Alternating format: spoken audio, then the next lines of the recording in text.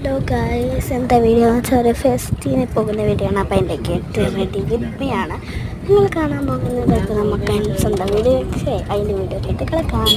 First ഞാൻ ഇടുന്ന dress ഇതാണ്.